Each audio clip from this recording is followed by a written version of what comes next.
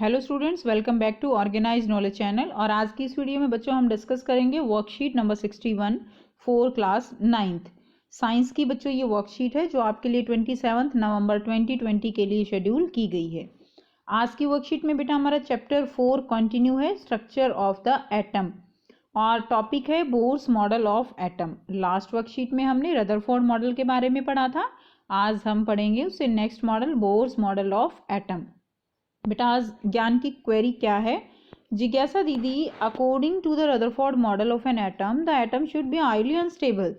कि जो Rutherford model, जो एटम का रदरफोर्ड मॉडल था, उसके अकॉर्डिंग जो इलेक्ट्रॉन है वो इलेक्ट्रॉन लगातार रिवॉल्व करता है और एट लास्ट जो है वो न्यूक्लियस पे आके गिर जाना चाहिए। इट मीन्स क्या था, हमने पढ़ा था कि जो एटम है वो क्या होना चाहिए, हाईली अनस्टेबल। बट ऐसा तो नहीं है, एटम जो है वो बिल्कुल एकदम स्टेबल है। ठीक है, how the stable existence of an atom is possible, explain. तो अब क्वेश्चन वही अराइज होता है कि फिर एटम स्टेबल कैसे है, तो इसको एक्सप्लेन करेंगे। ज्ञान, we have learn that Rutherford model of the atom have some drawbacks. कि जो रदरफोर्ड मॉडल था उसमें कुछ ड्रॉबैक्स थी, like revolution of electron in circular orbit is not expected to be stable. कि जो सर्कुलर ऑर्बिट में इलेक्ट्रॉन रिवॉल्व करते हैं उसके अकॉर्डिंग जो है ये स्टेबल नहीं होना चाहिए। So in order to overcome the objections raised against Rutherford's model of the atom, Niels Bohr, the another scientist, put forward his model of atom known as Bohr's model of atom. So बेटा इसकी कमी को देखते हुए, objection जो थे उनको देखते हुए नील्स बोर ने अपना एक मॉडल दिया, नील्स बोर ने, और जिनको जो मॉडल था वो किस नाम से जाना गया फिर, जो है bourse model of atom.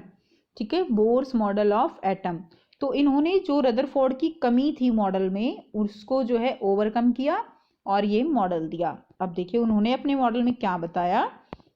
Niels Bohr, born in 1885 up to 1962 जो है इनकी डेट ऑफ बर्थ और डेथ दी गई है। Postulates his model of an atom in 1922। उन्होंने अपना मॉडल कब दिया, 1922 में। With two main features as follows. तो उनकी जो मॉडल था उसमें दो मेन फीचर्स क्या थे। फर्स्ट है, inside atom of atom the electron revolve around nucleus only in certain special orbits called discrete orbits shells as they have different energy level.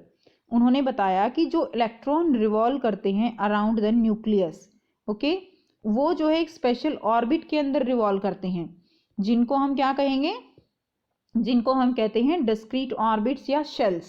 यानी ऐसा नहीं है कि न्यूक्लियस के चारों तरफ इलेक्ट्रॉन जो है ऐसे लगातार जो है अपनी एनर्जी लूज करता रहेगा, नो। उन्होंने बताया कि जो इलेक्ट्रॉन है वो एक पर्टिकुलर ऑर्बिट में रिवॉल्व करता रहेगा। ठीक है, ऐसे पर्टिकुलर ऑर्बिट्स होते हैं जिनके अंदर इलेक्ट्रॉन रिवॉल्व करते हैं। और ये बेटा बिल्कुल उसी तरह से सिमिलर है जैसे सन है, उसके चारों तरफ जो प्लैनेट्स हैं वो रिवॉल्व करते हैं, अपने अपने ऑर्बिट में रिवॉल्व करते हैं। ऐसा तो नहीं है कि कभी जो मरकरी है वो आगे आ गया, कभी जो अर्थ है वो आगे आ गई, ऐसा तो नहीं होता। यानी क्या होता है कि जो सन है उसके चारों तरफ ऑर्बिट्स जो फिक्स हैं, उनके अंदर प्लैनेट्स भी फिक्स हैं। ओके, तो इसी तरह से जो इलेक्ट्रॉन है वो एटम के चारों तरफ क्या करते हैं, रिवॉल्व करते हैं, उन्होंने ये बताया। सेकंड देखिए, an electron does not radiate energy during their revolution in these discrete orbits on energy cells around nucleus। उन्होंने कहा कि जब ये इलेक्ट्रॉन जो है पर्टिकुलर शेल्स के अंदर रिवॉल्व करते हैं तो इनसे एनर्जी वो रेडिएट नहीं होती। ठीक है, जबकि रदरफोर्ड ने ये बात नहीं बताई कि उनसे रेडिएट एनर्जी होती तो है, लेकिन वो अगर लगातार ऐसे घूमते रहेंगे तो क्या होगा, वो गिर जाएंगे, जबकि यहाँ पर ऐसा नहीं था। इन्होंने बताया कि जो इलेक्ट्रॉन है वो एनर्जी रेडिएट नहीं करते ड्यूरिंग देयर रेवोल्यूशन। ठीक है, और वो अपने पर्टिकुलर एनर्जी सेल्स के अंदर जो है रिवॉल्व करते रहते हैं। It can only jump from one orbit to another by losing and gaining only a fixed amount of energy. और अगर देखिए यहाँ पे ये क्या पॉइंट है इसमें, कि अगर कोई इलेक्ट्रॉन एनर्जी गेन कर लेता है, ठीक है, तो क्या होगा, मान लीजिए उसने एनर्जी इतनी गेन की है कि वो जो है क्या करेगा, जंप करके अगले हाई एनर्जी शेल में चला जाएगा। और अगर उसने एनर्जी लूज कर दी तो वो क्या करेगा, वो यहाँ से जंप करेगा और नीचे वाले एनर्जी शेल में आ जाएगा। ठीक है, यानी इलेक्ट्रॉन जो है वो एक एनर्जी शेल से दूसरे एनर्जी शेल में जा सकता है बाय गेनिंग और by losing the energy. Now अब देखिए यहाँ पे आपको यहाँ पर मॉडल दिखाया गया है, बोर मॉडल, इसको हम समझेंगे। ही नेम्ड दीज ऑर्बिट्स और शेल्स और एनर्जी लेवल एज KLMN। अब उन्होंने जो एनर्जी लेवल थे उनको नाम दिया KLMN। ठीक है, KLMN, पहले का KLMN, इस तरह से उन्होंने नाम दिया, या 1 2 3 4 हम लिख सकते हैं।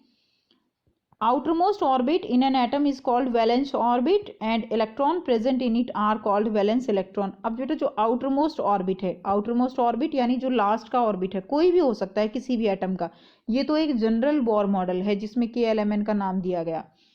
हम यहाँ पे एक एग्जांपल ले लेते हैं, जैसे सोडियम।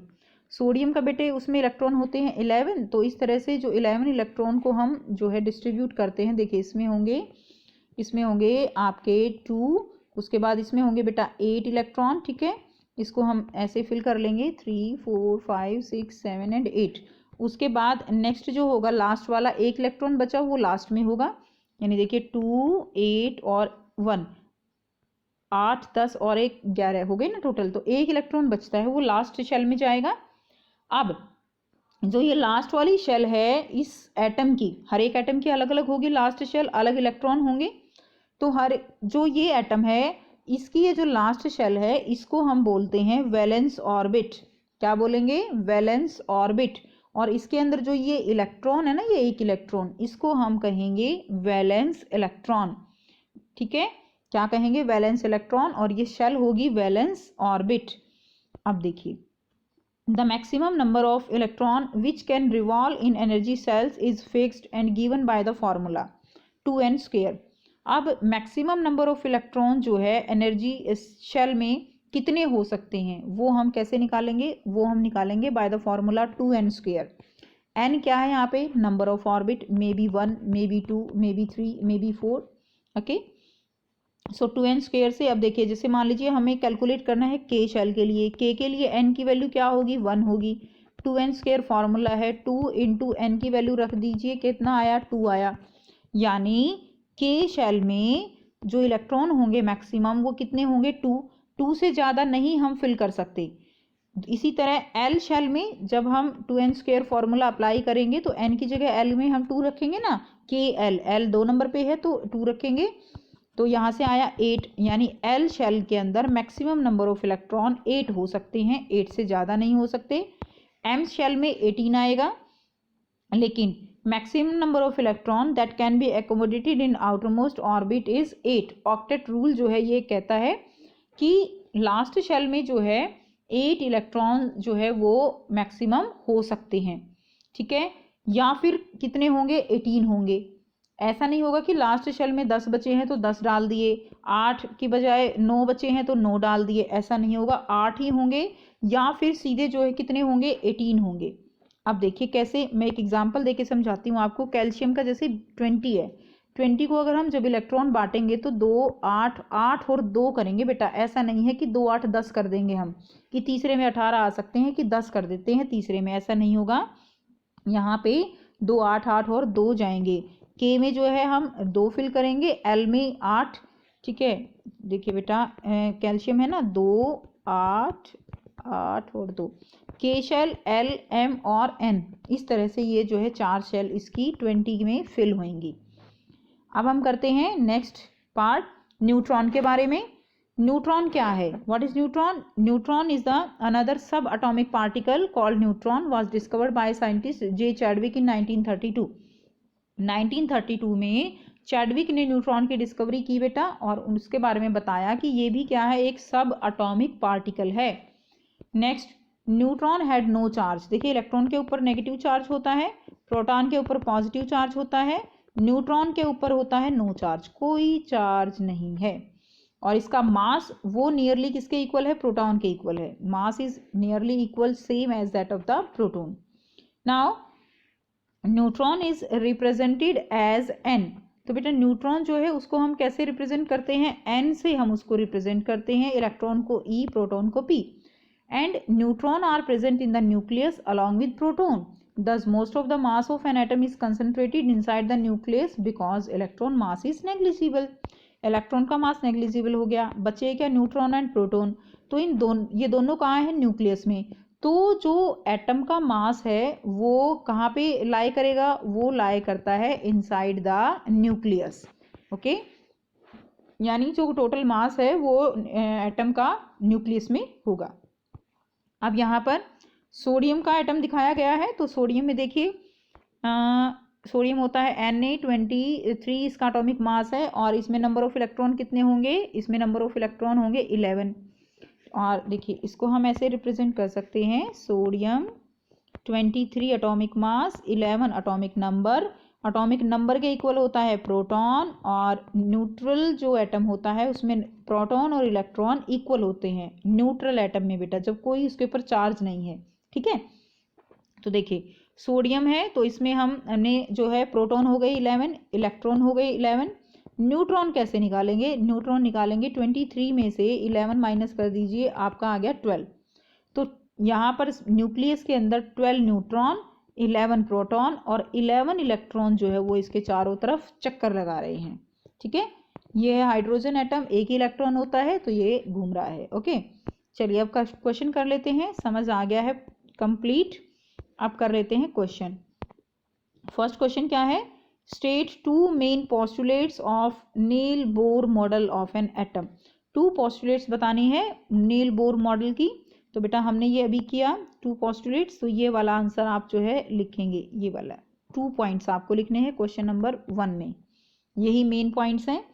उसके बाद देखिए, how did bourse model of an atom overcome the drawback in the Rutherford model of the atom. तो बेटा बोर मॉडल में जो है कैसे उन्होंने रदरफोर्ड मॉडल में जो उसमें आप कह सकते हैं उसकी लिमिटेशन थी, उससे कैसे ओवरकम किया उसकी ड्रॉबैक से। तो आइए बेटा करते हैं इसका answer. So Bohr model explain that an electron does not radiate energy during their revolution in these discrete orbits or energy shells around the nucleus. It can only jump from one orbit to another by losing or gaining only a fixed amount of energy. ठीक है, next question number 3, draw a diagram of Bohr's model of an atom showing 4 energy shell. तो बेटा ये general diagram है, 4 energy shell, हर एक atom का अपना एक अलग डायग्राम होगा। ये जनरल डायग्राम है बोर मॉडल का, जिसमें 4 एनर्जी सेल्स के LMN शेल्स दिखाए गए हैं। क्वेश्चन नंबर 3 का आंसर ये हो जाएगा, डायग्राम बना दीजिए बस। नेक्स्ट देखिए क्वेश्चन नंबर 4 क्या है, what are neutrons and where they are located. So neutrons क्या है बेटा, these are the sub atomic particles having no charge and they are present in the nucleus. So neutrons is some atomic particles which is present in the nucleus with proton। तो protons के साथ जो है neutron वो present होते हैं। Last question, question number 5, what is the valence orbit और shell and valence electron. So valence orbit और शेल क्या होती है, हमने अभी पढ़ा आउटर मोस्ट ऑर्बिट। ठीक है, ये वाला आंसर आप लिख दीजिए, outer most orbit in an atom is called valence orbit and electrons present in it are called valence electrons. तो बेटा ये आपका क्वेश्चन नंबर 5 का आंसर हो जाएगा।